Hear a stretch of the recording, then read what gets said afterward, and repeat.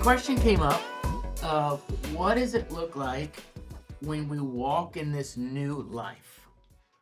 In Romans chapter 6 and verse 4, he says that we're baptized into his death, we raise to walk in this newness of life. So, what does that walking in this newness of life look like? And I want to look at this idea because I don't think that we understand completely sometimes this idea of a transformed life, a redeemed life, a new life.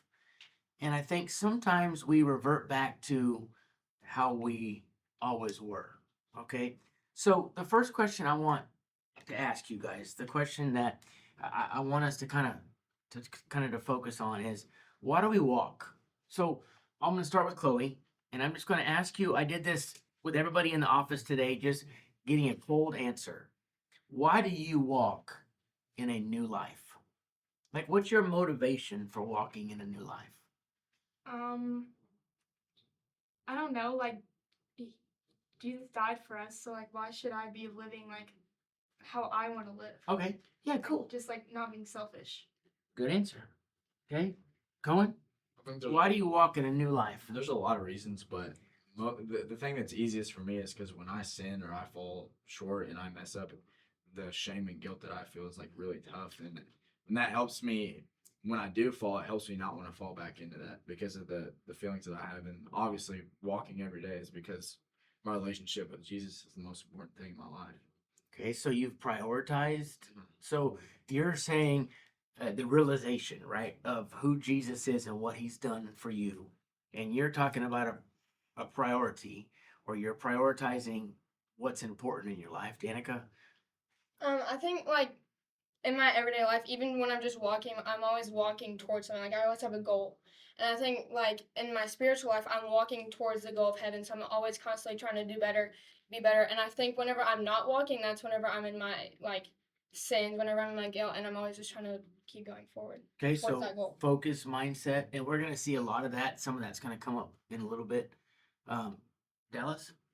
I think as I've become a stronger Christian, kind of piggyback off what Cohen said, but although I struggle with less sin, it hurts more whenever I sin. And so I think knowing how that feels whenever I do struggle or I give into that sin that I struggle with, kind of while I'm striving to go to heaven, like Danica said, I also hate the feeling of whenever I do sin. So it's kind of both ways, what I want versus what I don't want. That sword does not want to stay up on the wall. It can just stay there. For right now. We got to figure out a different way. So when you think about this idea of walking in this new life, I think we have to somehow make a distinction of, well, we walk in this new life because we're told to. Or we walk in this new life because it's a command. We walk in this new life because the preacher said I'm supposed to. And I think if we have that mentality, we don't ever motivate ourselves to walk in this new life, right? Because I want to go back to what we've talked about, kind of hit in on a couple of different podcasts and what we kind of talked about in class about the concept of what a Christian is. In Acts chapter 11 and verse 26, when it was first talked about, right? They were called Christians by people outside watching them, okay? So they were walking in this new life, right? They didn't look like they used to look. So they were walking in this new life. And I think if we think about that idea, what becomes the difficulty of Cohen, you said, man, I believe in Jesus. I want him to be my master, my king, my Messiah, my Christ. I want to live for him. I'm going to be obedient in my faith, be washed in the watery grave of baptism, come up out of that watery grave to walk in this new life. What is difficult about continually walking in that new life and looking different so when people see you, they don't see old Cohen? What's the difficulties with that? Because sin feels really good. I'm tempted all the time, and it's so easy to give in to that temptation. And the feeling that I get, although it's an instant gratification and it's not good after the fact, like that temptation's still there and it's still strong and it's still easy to give into. Anybody else? What's up, Ava? I think it's tough because I mean it's all up to you. Like it's all up to myself to whether I give in or I don't. And so if I'm going through it every day, sometimes I'm weaker, maybe, or maybe I'm still surrounded by the people that I used to be surrounded with, and then I'm still around the things. Maybe I'm not doing them, but I'm around the things, and then it's all up to me whether I give in or not. And so I don't personally. While I don't give into the sin, like I don't think we're technically strong enough sometimes to not give into that sin. Okay. So there's a couple of different aspects, right? Because I look at it and it wasn't a huge change for me, right? I was raised in the church. I was raised going to church. I was raised being a good kid. I was good. I wasn't raised to use profanity. I wasn't raised to drink. I wasn't raised to go around and have sex with every girl I dated. I wasn't raised to do all these things. So when I was baptized and started walking in this new life, it wasn't much of a change.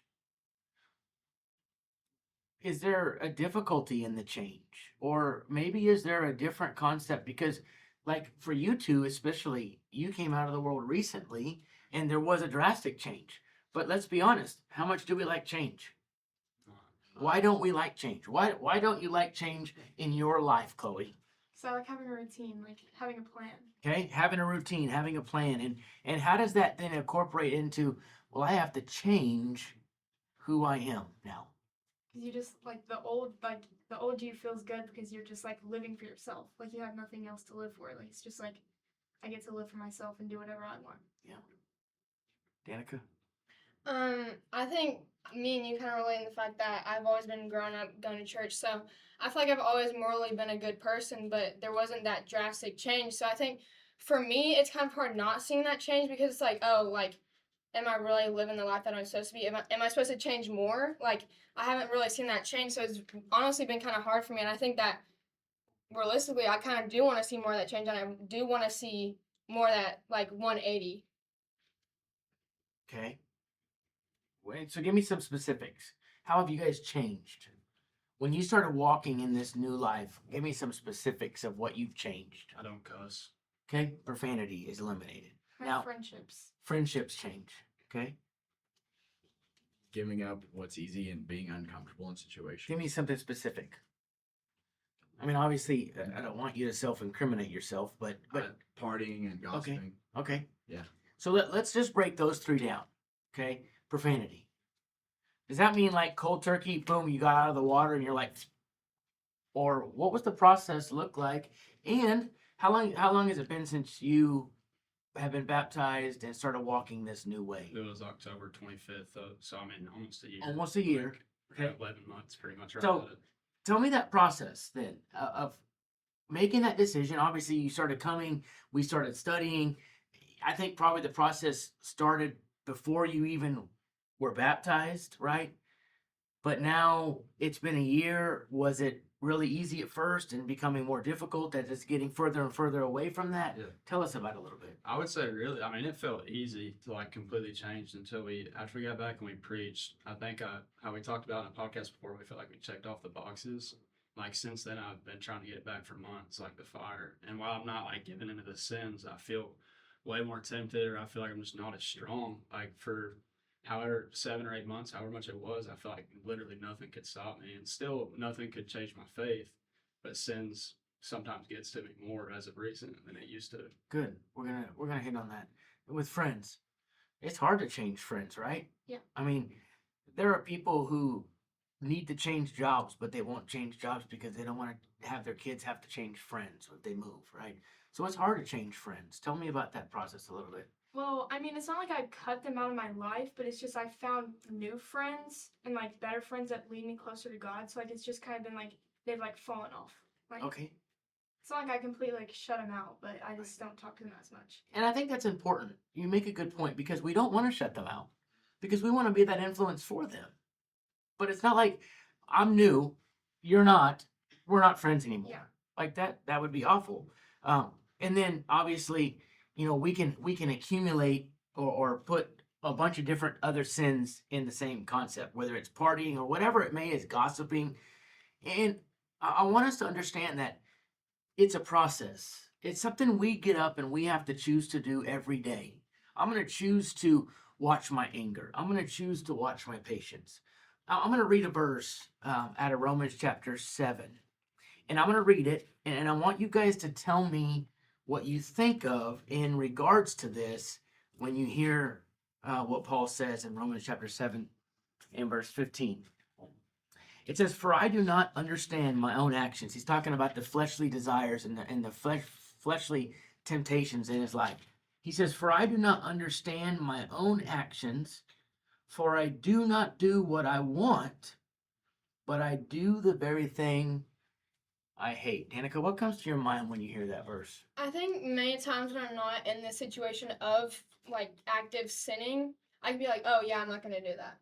Like if I'm like, oh yeah, I won't gossip, but until I'm in that conversation with those people that are already gossiping, and then it just comes naturally. Like, but I don't like I'm not even like trying to do it. Like it's just comes out. Like I'm like doing the very things I hate without even like doing it. You know what I mean? So it kind of goes to putting yourself in a situation what Chloe was saying of having the right friends. Mhm. You know, when I'm with the youth group, maybe now I understand the youth group is not immune to sin either, but maybe it's easier not to be around that Yeah. thing. Okay, what else? What else comes to your mind when you hear Paul, somebody who says, "Man, I've dedicated my life," somebody who witnessed Christ, somebody who's written letters and had near-death experiences for the cause of Christ, say, "Man, I do the very things I hate." What comes to your mind? That everybody struggles. Even Paul, somebody who we want to be just like. Yeah. We imitators of him because he's an imitator of Christ, and he struggled too. What else comes to your mind? I want you guys to dig a little bit. Dig down inside and let's be a little more real than what we're being. What what what's the difficulty with this? I like where you're going, Dallas, with it of man, everybody struggles with it. Just because I'm walking in this new life doesn't mean I'm gonna be perfect. And I think sometimes we have an unrealistic expectation of that. I think I think we maybe sometimes give ourselves unrealistic expectations. Maybe that's why the struggle you had of man, it was really easy at first, and then it got harder and harder and harder because I had an unrealistic expectation of I'm going to be Yeah. perfect. I think sometimes we try to be Christ instead of be like him. Hmm. You know. Good, yeah, and we want to be like him. Well, I mean, understand. Check this out. The same person who just wrote that I do the very things that I hate in 1 Corinthians 11 and verse 1 said, "Therefore be imitators of me as I am of Christ." So he had to struggle, but walking in this new life doesn't mean no sin, right? And I think we have to understand that. I think that's a point we need to make. Walking in a new life doesn't mean no sin. So what then, how do you progress from that? Okay. So the next question, if we talked about this, I want us to go a little bit deeper in the question that I gave you a minute ago in why do we walk in this new life? So think about that question in your relationship in three different facets, okay?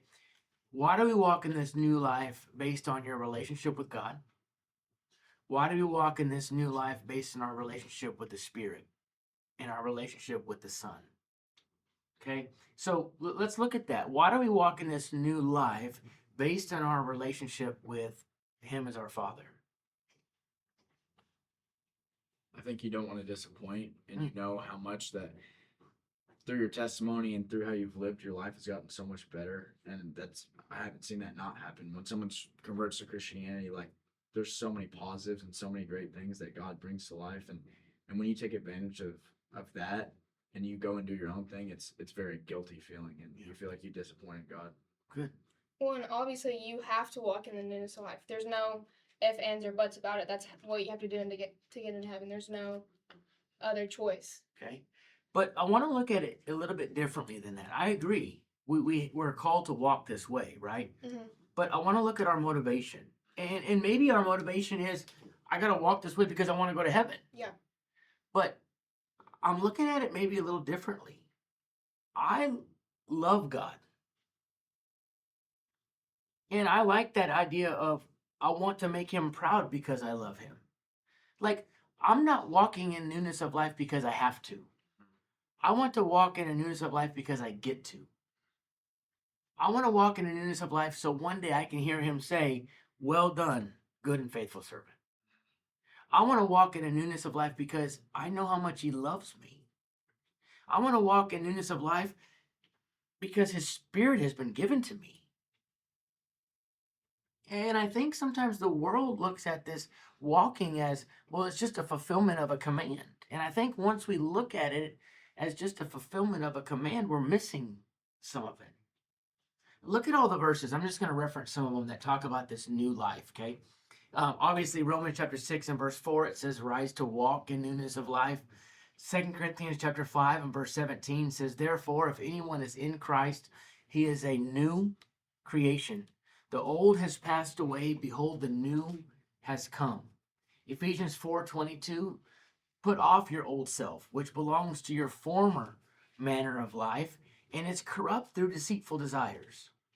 Colossians 3:9, do not lie to one another, seeing that you put off the old self with its practices. Okay, so you look at this. I mean, there's a lot of them that show a transformation. Okay, so look at Romans chapter 12 and verse 2. Read that for us, Cohen. Romans chapter 12 and verse 2, and I want to break down this verse and see what you guys think about how this applies to your guys' lives. Do not be conformed to this world, but be transformed by the renewal of your mind, that by testing you may discern what is the will of God, what is good and acceptable and perfect. Okay, so I want to focus on that word transform. What does transformed mean? So, you go ahead. I think changed. Okay, changed, Completely different. completely different. What else? A new creation. A new creation. Do you know this word literally means metamorphosis? And when you think of a metamorphosis, what do you think of? Butterfly. A butterfly, right? Okay, but and it's silly because you're like but think about what a butterfly goes through. What does a butterfly look like before it goes through the metamorphosis? Caterpillar. And does it look anything like a butterfly? No. Okay, here's the crazy part about it. Probably, if I had a caterpillar and I went, Chloe, catch, she'd probably go, ew. Okay? Or most people would. Or even if I probably threw it at Cohen or Dallas, you'd be like, what is that? Right? But if a butterfly flew through here, you'd be like, oh, look, it's a butterfly. Right? It's way different. Like, does that make sense? So, in our life, if we look at this verse, do not be conformed to the world, do not look like the world, but be transformed completely. Like, it's got to be a point. And I was talking to Dan about this, and I asked Dan the same question: why do we walk in this newness of life? And he said, because I read the Bible, and I was convicted of what the Bible said. Therefore, conversion took place, or a metamorphosis took place, a transformation took place. I'm not sure sometimes if we truly transform. Like, I don't want to look like I used to look. How come? How come sometimes we don't look or we don't transform? How come sometimes we look like we used to look? You said we want to walk in a new life and we want to look different, but I think sometimes it's not that. Sometimes we want the feeling of the sin or that temptation. We want that maybe more than anything. And it's in that situation where you're in idle time or you're about to go to a party or you're in gossip, you have to make that decision. What do I want versus what do I really need? Okay. But why? I still don't know why. Like, let me break this down for you guys. And I'm talking to myself too. If I know the love of God, which I believe all of us do, right? All of us here in the camera and behind the camera, we all understand the love of God. We get the love of God. We know. I believe all of us, and probably even some that are watching, hopefully most that are watching, believe that God's love is so great that he gave his son to die for us, right? We get that. But then why in the world is it so hard to not sin? To not fully be transformed? I think it's because we're still living in this world. Like everyone around us, that's what they're doing. I think like even if we do get baptized, it's not a full like, oh, all of a sudden I'm not doing anything. You're gonna still have that struggle, but we need to have that struggle and not that practice. Like you need to make sure you're struggling with that sin and not just practicing it, because then it's not, you didn't really change. Yeah. There was no change that happened. Boom. Must be a preacher's kid. Yeah, I'm pretty sure you've said that. I just like put it out of somewhere. No, but you're right. There's a difference in practicing sin and struggling with it. And I think that's where grace comes in, right? That's how he opens up this whole conversation in Romans chapter 6, is talking about the end of chapter 5 of how great grace is. And we receive grace when we sin. And they're like, great. If grace is great and I receive grace when I sin, let's sin some more. And Paul says that's not right, because we're supposed to die to the old self. We're supposed to die to sin. And I'm grateful for grace, because there are days I'm not transformed. There are days I still look like the old self. But I think you're right. And I love that point of there's a difference in me going, well, this is sin. I really want to be part of it. Versus this is sin and I messed up. That's Romans 7:15. I do the very things I hate. Right? So why else? Why else, when we live this new life, what is the nuts and bolts of why it's hard?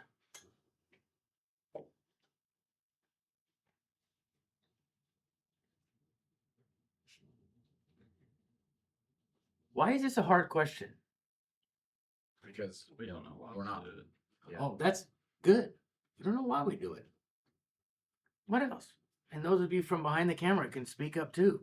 Why is it such a hard thing? I want to walk in this new life. And we're gonna break this down even further in a minute, but I want to walk in this new life, but it's tough. Why? Sin's everywhere. Sin's everywhere. It's influential everywhere. Satan is powerful. And I'll also say, like, once you become a Christian, your mindset doesn't instantly change. Like, you want to, like, change and stop doing these things. But, like, what you do, if it becomes habit, well, you'll still, like, I don't want to say impulsively, but sort of impulsively do stuff. Yeah, okay. And I think sin everywhere is accepted. Hmm. Like even when you are sinning, or if you're not sinning, or if you're trying not to sin, they're like, why aren't you doing that? They almost judge you for it. Yeah. Yeah, Like maybe it's so accepted. maybe more than accepted. It's like it's praise to a sort. Like Yeah. you're looking worse if you don't do it. To some people. I think we reason with ourselves a lot too. Like even though like we'll go hang out with our buddies and like even though they're drinking, like I'm not gonna drink, but I'm still there. And so that kind of leads into you struggle with sin, and sin's compiled in one thing, even though they're different. Sins you struggle with, it's still sin. So then you might give into another sin. But we have the things on the back of our phones that every temptation has a trigger. What's my trigger? Yeah. And even though we're not around the sin, we're still allowing ourselves to have those trigger points. Good. Now I want to tell you, these conversations help us walk in a new life. Absolutely. And I'm bringing these up for a reason. I want the listener and I want us to hear this. I'm not hearing people who are not walking in newness of life just because you sin. And I don't want that point to be made. I wanted to bring up these questions because I want to show the listener what it looks like when young people struggle with sin. And it's you guys going, I don't know why I'm doing it. It's you guys going, I'm not proud of it. It's you guys going, I want to be around the right people so I don't struggle with it. Galatians chapter 3, the first 4 verses, Paul looks at this idea and he says, set your mind on things above. That's a way that we walk in newness of life. Paul in Philippians chapter 3, 13 through 15 talks about, I don't focus on what lies behind, but I look to what lies ahead. That's your focus of heaven, right? Putting ourselves in the right position, having these conversations. And let's be honest, these conversations sometimes are uncomfortable. And I can see the uncomfort. And I want that part of this one, I wanted to look at it and go, I want it to be a little uncomfortable. Because I want you to be challenged in your mind. And as you're listening to this, go, what does it look like to walk in this newness of life? But I want to reassure you with a couple things. Number one, I want to reassure you with this. When we've chosen to walk in this newness of life, when we've been baptized, Acts chapter 2, verse 38 says we've been given what? The Holy Spirit. The Holy Spirit. I don't have to walk alone. Every day, I should be waking up praying, going, I want his love, his joy, his peace, his patience, his kindness, his goodness, his gentleness, his self-control. I want those things in my life. Is that funny? Yeah, you said gentleness really weird. Sorry, I was focusing on the next one. Okay. And I want to focus on those things. And I want to pray to him to work in my life. I want to have a group of people that I can surround myself with that can help me walk in this newness of life. But here's the reality. I see a lot of young people who claim Christianity who are not walking in a new life. Why? I think I want to go beyond you guys now and go beyond in what you see the struggles for young people, because that may be somebody watching going, okay, well, these people have a youth group in a church and they've been raised this way, or they've been strongly persuaded through the scriptures, and maybe the ones listening are out there going, how do I do it? Right? So what do you guys see at school that maybe people claiming Christianity, claiming Christian, but really aren't walking in this new life? I think some people aren't taught that you have to walk in a new life. I mean, they're just taught that you believe in God, you go to heaven, and that's not how it works. So that's what's accepted, and that's what culture says is right, and it's not. Right. And I want to go back to that, kind of what we hit on earlier, because I don't want to give the wrong impression. We're not talking about, well, the only way I'm going to get to heaven is if I walk this way, right? I'm going to walk this way as a result of me understanding how much God loves me. Like it's almost an impulse. And I think maybe there's an easy way to understand that. If I sacrifice for you all the time, and I love you all the time, and I'm always there for you all the time, is it going to be easy or hard for you to want to be with me? Easy. Well, guess what? Walking this new life is being with God. And he's gone, I've given everything for you. It should be easy for us to walk with him. And he knows we're going to stumble. That's why he gives us his grace. Okay? So maybe the world hasn't been taught that there is a transformation. I don't think that's taught. I don't know. I look at like Matthew 28, 19 and 20. When you look at this commission that Christ gave to his apostles to go into all the world, making disciples, baptizing them, and the next one is what? Anybody remember? Look it up. what is it? Matthew 28, 19 and 20. Baptizing in the name of the Father, the Son, and the Holy Spirit, And then what's the next one after that? teaching them to observe all that. Teaching them, right? So it's that continual learning process beyond baptism. And what are we teaching them? To observe what?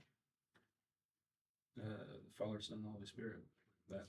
Making disciples of nations, baptizing them in the Father, Son, and the Holy Spirit. Teaching them to do what? Observe all that I have commanded you. Okay? Observe what it looks like to walk in new life. But maybe we teach them, you got to love God. Teach them we got to go to church. Teach them that we got to be baptized, but maybe we don't teach them to walk in this newness of life. So maybe people don't walk in this new life because they're not taught. But here's the weird part about that. If that's the case, if it's compelling, like it should be compelling for us to go, I know what God did for me. I want to walk for him. I want to make him proud of me. So maybe we're not teaching them how much God loves them. And I think sometimes we need to pause and look at what God's given us. I think it's easy to overlook at what God's given if we're going so fast, or if these people aren't taught how to see what God's given us, aren't taught to see their blessings and count their blessings and thank God for them. Good. What else? What else do you think the world struggles with it of maybe looking like Christ in this newness of life? Because why would they give anything up if they can say on this side, you know, I'm a Christian, I go to church, and then the other side do what they want? What makes them feel good? They can play the fence. They can get the benefits from both sides. Yeah, why would we change? We don't like change. We established that. So why would I change if I don't have to change?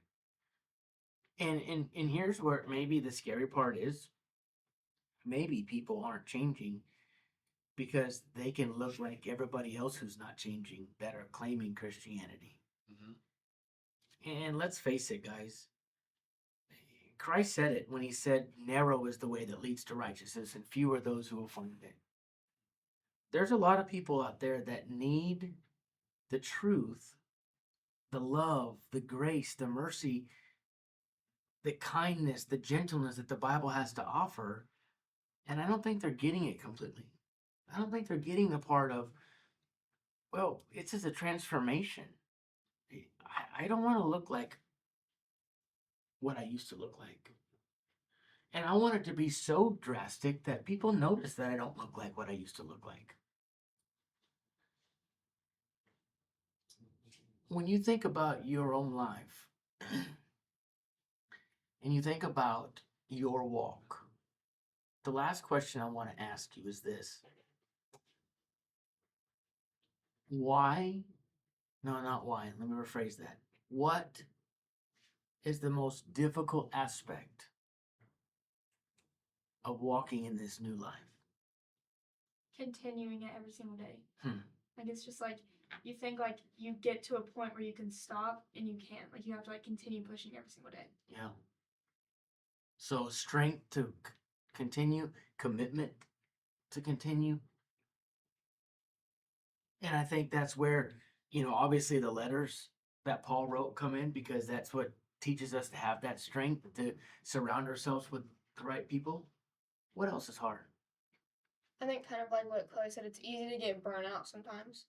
And like we might be so on fire for it, and then once we're not, we're not. Okay. And you got to build that fire back up and know how to. Good. What else? It takes more than just motivation to do it. It's like with starting working out or something, or starting a diet. Like the first few weeks, you're so motivated to do it, and you start to see that first progress, and you're like, "This is awesome." But when it starts to get hard, and when you start to face those temptations head on, that's when it starts to get very hard, and you got to make that decision, like Chloe said, every single day. And that's when we're praying for renewal, to keep that fire lit. We sing those songs, some of those songs we sing, listen to my heart or break my heart or light the fire. Those songs that we sing, they're designed to go, man, that's renewing my spirit. We're going to get ready to go and sing tonight. And singing is a great thing that rekindles that fire.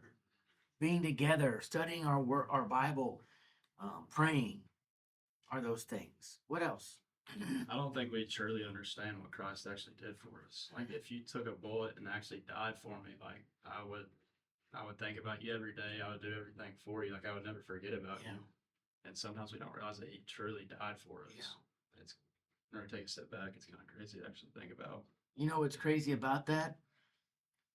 We take the Lord's Supper every first day of the week. And that's designed for us to remember that he died for us. Like that's incredible that in his design, he designed that for us.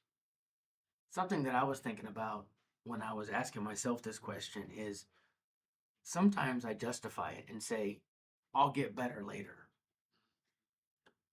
Well, this is a sin I got to get rid of. And I can look like I'm walking in newness of life to everybody else. So there's no pressure right now to get rid of it right now. But I want to keep going back to, and as we close, I want to go back to this idea that I want it to be a response. I want my walking in the newness of life to be a response to what he's done for me. I shouldn't have to. I should want to. Because I understand that he died for me. I understand how much he loves me and, I'm his creation. So I think this is a challenging one because it's real. And I hope you guys can be thinking about those ideas of what it really looks like because it's real. And I think Satan is coming into your guys' lives and everybody's life and putting things in each of your lives, in each of our lives, that because he doesn't want us to walk in this newness of life. Thoughts? What are you guys thinking? I don't know. I don't know. There's never going to be a point where it's just so easy to do. Like, it's building habits over time. And like you talked about, my sin that I struggle with today could be something that I don't even think about a year from now. So it's not going to be something that, okay, I do it for a year, then it's going to get easy. Like, it's going to be something that you're going to face the rest of your life, but you can do it. Yeah. And I think walking in a new life is gonna look different for everyone. Like it's hard to like come up with a specific definition when it's gonna be different for everyone, especially like if you're going through a huge change and if you're not, it's gonna look totally different. Yeah. What do you think? Well, personally, like I got baptized like 3 years ago, so I saw the change like immediately. But then I like fell back into sin, and now I'm seeing the change again. And then Danny kind of like never went through the change, like a drastic change, but they went through like a big change. So I just think it's like different for everyone.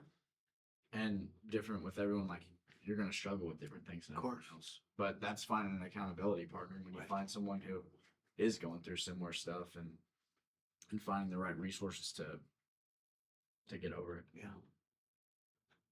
I want to walk in this new life. Do you? Mm-hmm. Mm-hmm. Like, really, do you? And I think that's where the question has to start. Like, do you want to? I mean, because I think that's a question that we have to ask ourselves before we're baptized. And I think that's a question we should probably get up and start each day with. Like, do I want to walk in this new life? Because I know how much he loves me. I know how awesome Christ is, and he died on the cross for me. So I can make sacrifices in my life. I can do away with things in my life. Because I want to be this new creation. I don't want to be conformed to the world, but I want to transform my mind. I want to focus on things that are above and not things in this world.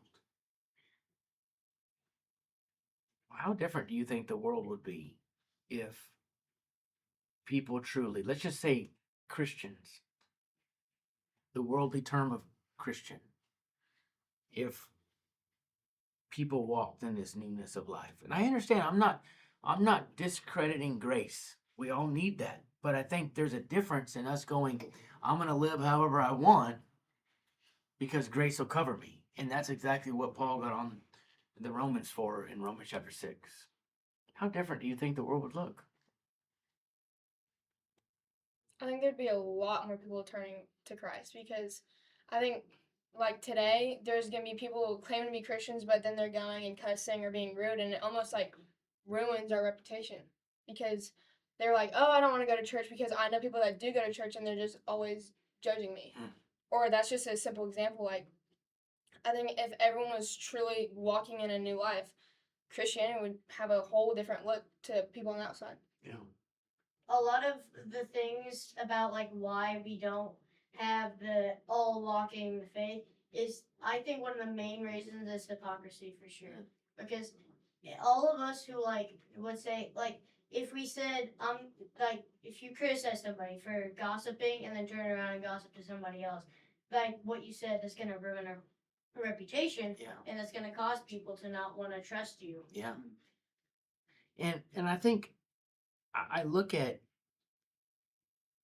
like Acts chapter 11 and verse 26 when he talked about they were first called Christians there, right? Like it looked different enough for them to go, I want to be like that. I want to know what they know. Yeah. But if we're not looking different enough, what's the benefit? Oh, I don't have to do that. Why do I have to give up all the sacrifices if I can look like everybody else and check the box of Christian on my form? It's a tough thing. It's a really tough subject when you really start breaking down what it looks like to walk in new life, spirit guided life, redeemed life.